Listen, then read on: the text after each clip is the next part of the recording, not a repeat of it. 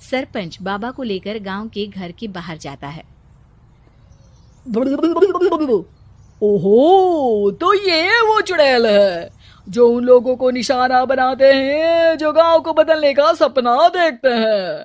वो गांव को ऐसे ही संपन्न देखना चाहती है। वो नहीं चाहती कि कोई बाहरी यहाँ का कायाकल्प करे। क्या तुम लोगों में से किसी ने गांव को बदलने की सोच रखी है? तभी राधा की माँ रोते रोते आती है। मेरी राधा घर से गायब हो गई है। अरे कोई तो बचाओ, मेरी बच्ची कहाँ गई?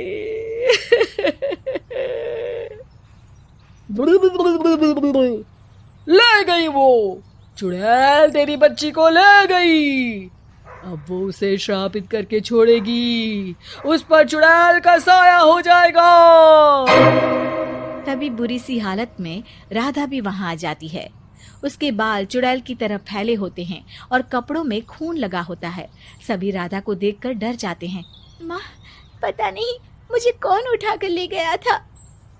अरे दूर दूर हो जा चुड़ैल, अब हम लोग इस गांव में नहीं रुकेंगे। अरे कैसी बातें कर रहे हैं आप? कल तो आप मेरे भरोसे गांव का हुलिया बदलने, अपने बच्चों को पढ़ाने और तरक्की उन्नति की बात कर रहे थे, तो आज क्या हो गया आपको? ये फिर तुम लोगों को बहकाएगी। ये चुड़ैल गांव में आ चुकी है। ऐसे ही ये तुम्हारे घर के बच्चों को भी ले जाएगी। गांव वाले राधा को गांव से बाहर निकाल देते हैं। उसके माँ बाप रोते रहते हैं, लेकिन गांव वाले नहीं मानते। मैं भी अपनी बहन के साथ गांव के बाहर रहूंगा, लेकिन वो पढ़ाई नहीं छोड़ेगी। वहीं सरपंच के घर पर सलाहकार कहता है। देखा, सांप भी मर गया और लाठी भी नहीं टूटी। लेकिन अगले ही दिन सरपंच के घर के बाहर भी वही शब्द लिखे होते हैं। और फिर सरपंच की बीवी कहती है, हमारी बेटी को किसी ने अगवा कर लिया है। तभी राधा का भाई वहां आ जाता है। अरे गांव वालों, मैंने सरपंच जी की बेटी को देखा था। वो चुड़ैल उसे उठाकर ले जा रही थी। अरे क्या मजाक कर रहे हो? नहीं नहीं सरपंच जी, आप नहीं जानते। वो चुड़ैल अब आपकी बेटी में आ जाएगी, जैसे राधा के अंदर आ गई थी। तभी सरपंच की बेटी वैसी ही हालत में वहां आती है जैसे राधा आई थी। पापा, पता नहीं कैसे मैं गायब हो गई थी। चुड़ैल, इसके अंदर भी चुड़ैल का साया है, मारो इसे।